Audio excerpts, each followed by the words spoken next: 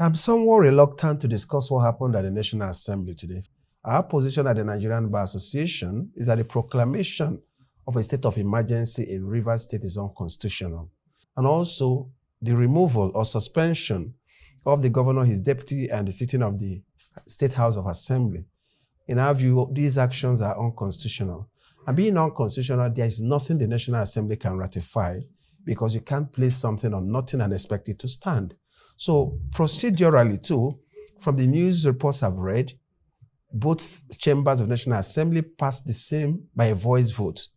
To my mind, when the Constitution requires that a certain action be done by a two-thirds majority, you don't do so by a voice vote. You take physical votes and count and declare the number of persons present and the number of persons who actually voted to be sure that the constitutional requirement has been met. And I listened to that bit from, and as you tracked up to this conversation, and I heard the Senate President talk about Section 11.4.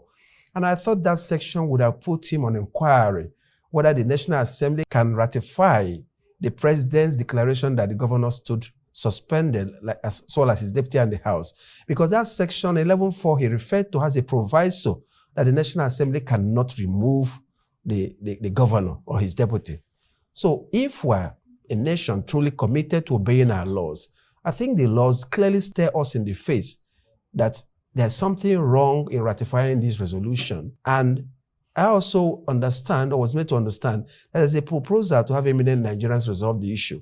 And it goes back to our position at the Bar Association, that the problems in Rivers State cannot be solved by a declaration of state of emergency.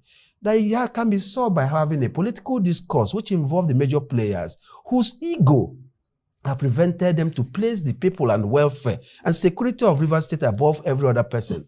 And it's been a case of who can win, who blinks first, who can pull the contacts or the strings or whatever it takes to win, to get the other person out of power. And in the whole thing, the people don't count.